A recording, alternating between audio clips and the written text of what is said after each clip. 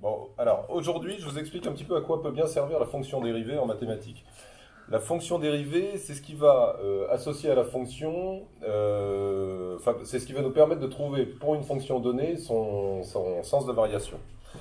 On part d'une chose simple que vous connaissez tous, le taux d'accroissement entre deux points.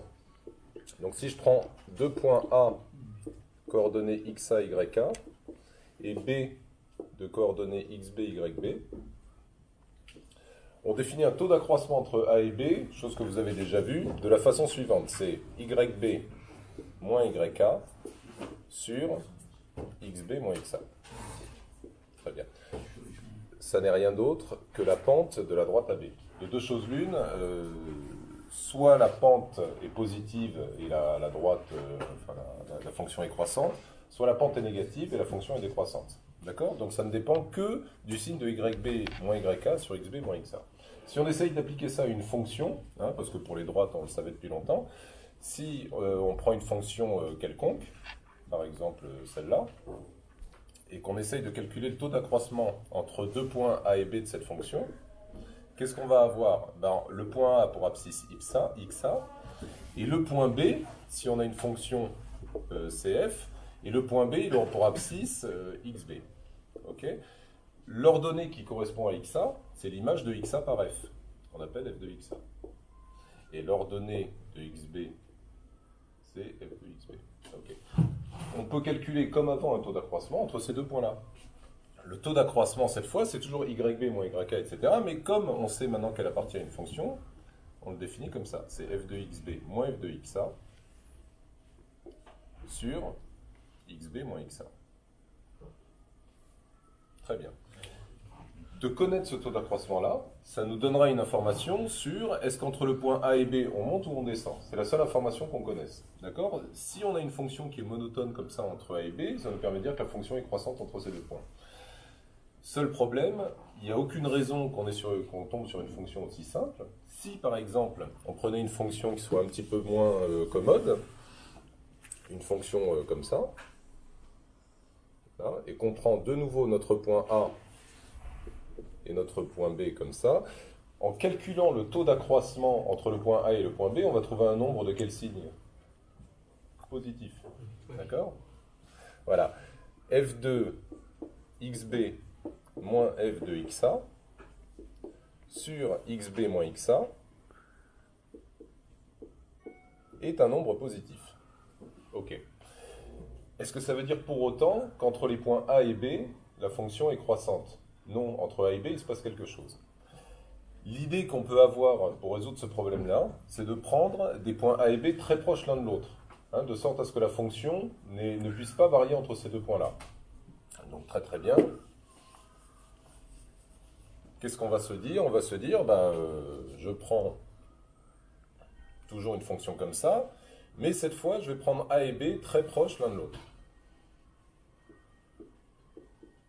Voilà. On calcule le taux d'accroissement entre ces deux points-là, mais qu'est-ce qu'on constate? Alors, on va constater qu'il est positif. La fonction semble être croissante entre les points A et B, mais entre les points A et B, mathématiquement, il existe une infinité d'abscisses.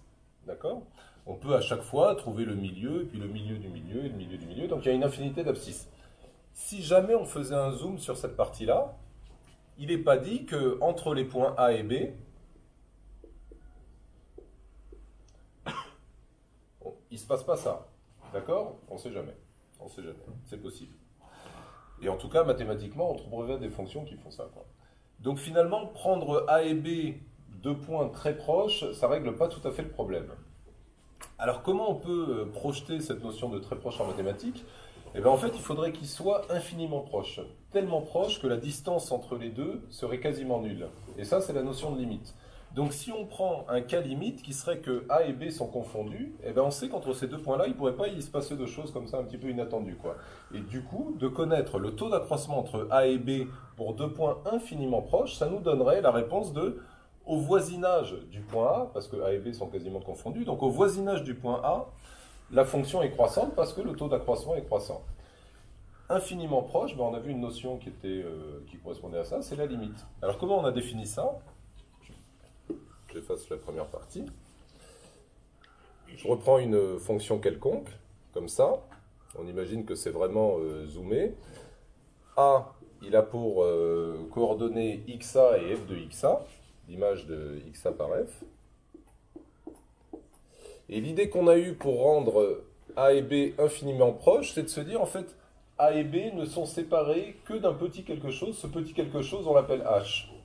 Donc B, c'est la même abscisse que A,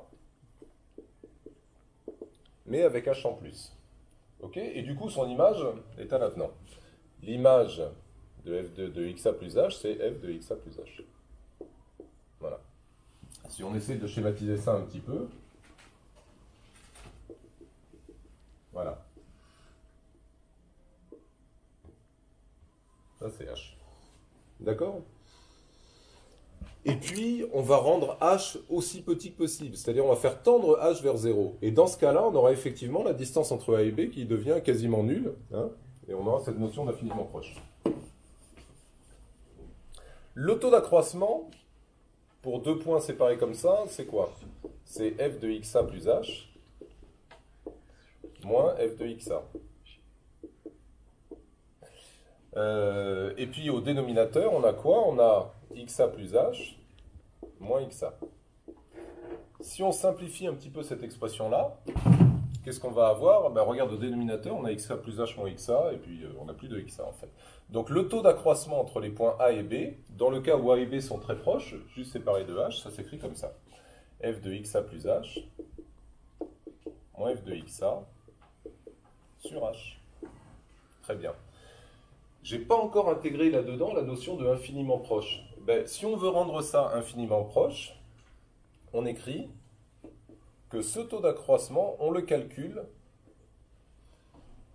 lorsque h tend vers 0. Donc on calcule la limite lorsque h tend vers 0 de f de xa plus h moins f de xa sur h. Voilà. Et la limite de ce quotient-là, c'est ce qu'on appelle le nombre dérivé au voisinage de xa.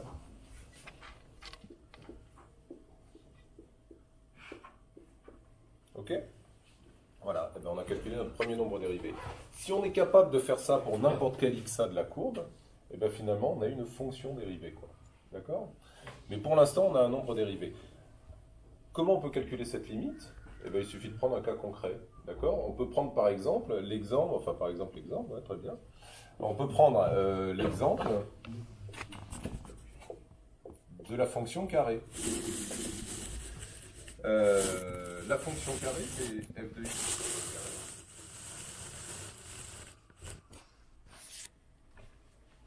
carré. Voilà.